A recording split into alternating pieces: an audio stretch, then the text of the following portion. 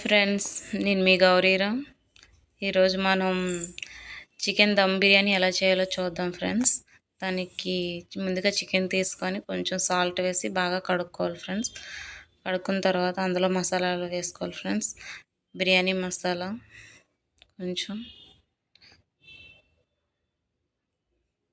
కారం కొంచెం, గరం మసాలా కొంచెం, చికెన్ మసాలా కొంచెం, ధనియాల పొడి కొంచెం, సాల్ట్ కూడా కొంచెం వేసుకోవాలి ఫ్రెండ్స్.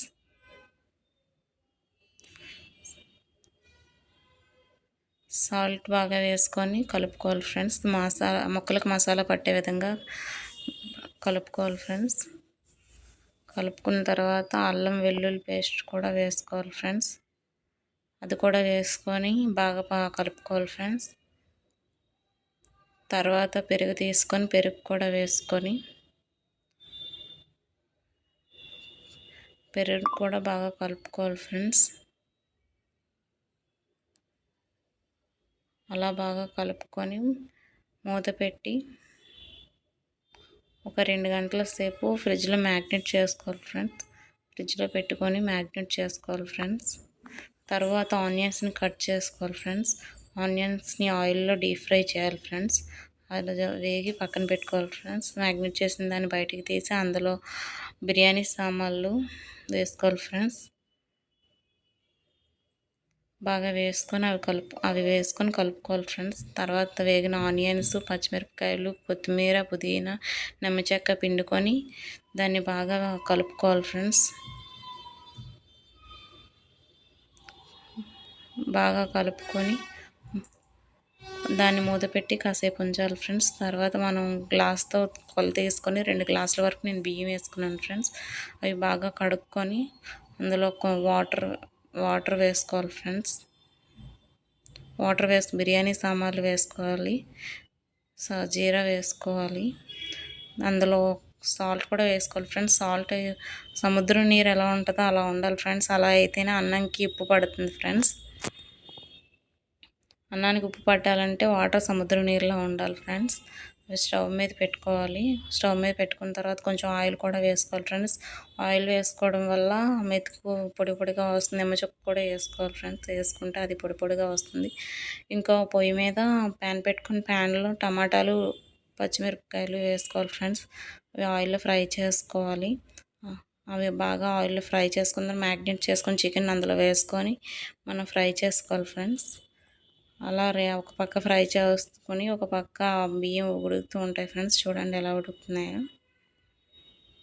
అవి 90% ఉడికిన వరకు చూడాలి ఫ్రెండ్స్. ఉడికిన తర్వాత నీరు వార్చుకొని నీరు వార్చుకోవాలి ఫ్రెండ్స్. నీరు వార్చుకున్న తర్వాత మనం దమ్కి రెడీ చేసిన చికెన్ పైన లేయర్స్లో కొంచెం రైస్ వేసుకొని కొత్తిమీర, పుదీనా, ఉల్లిపాయలు ఫ్రై చేసిన ఆనియన్స్ వేసుకోవాలి ఫ్రెండ్స్. మళ్ళీ ఒక లేయర్ వేసుకొని మళ్ళీ కొత్తిమీర, పుదీనా, ఆనియన్స్ వేసుకోవాలి ఫ్రెండ్స్.